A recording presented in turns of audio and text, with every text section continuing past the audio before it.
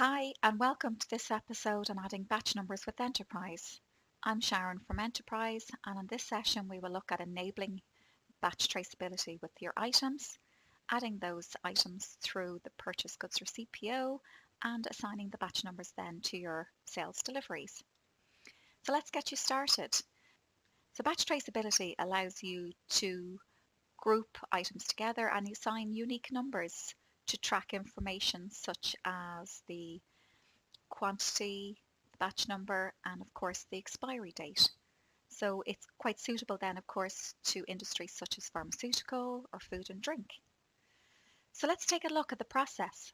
So first and foremost, you need to enable the batch processing against your item. So if we click into items and go to stock items, select or search for your item from the list, and simply edit your stock item here. And you'll see here a field called Use Batch Numbers. Now this field will only become available to be ticked when your in-stock quantity is at 0 for the item. So for any existing items that you want to switch to batch numbers, it must be at 0 in-stock quantity. So let's tick this box and simply click on Save. So next we can proceed and look at what happens when we receive the stock in. So whether that's through a goods adjust in, which is a goods receipt in your stock transactions, or simply through the purchasing process when you do a goods receipt PO.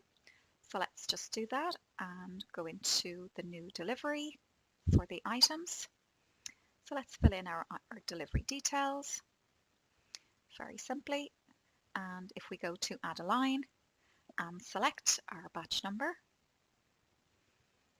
we can input our quantity, we can input our price,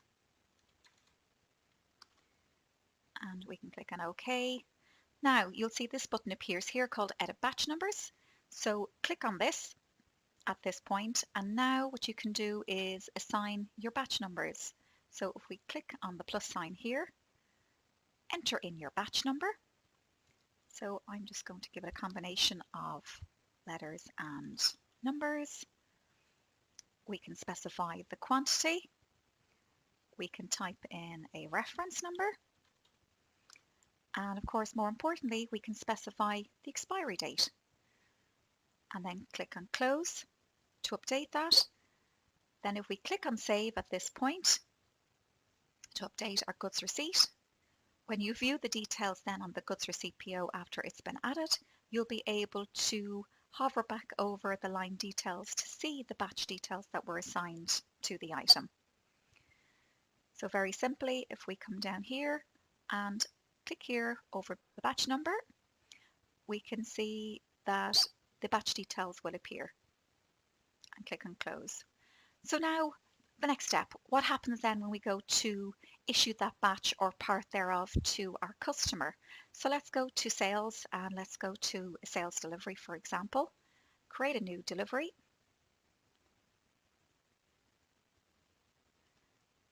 And we'll just enter in the delivery details, add a line. So let's select that item. And perhaps we're only going to sell a quantity of 2. So OK that. And again, we click on the Edit Batch Numbers option here. Then from the bottom here, you can see the available batches. So we can select which available batch to pick from. So simply click on the blue arrow here to pick the stock.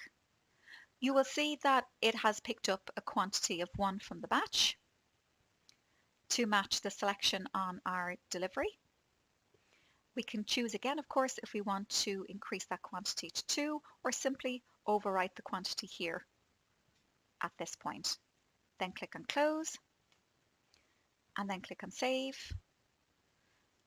And again, as before with the purchase delivery, you will be able to hover over the line to see the batch details assigned to that order and that delivery.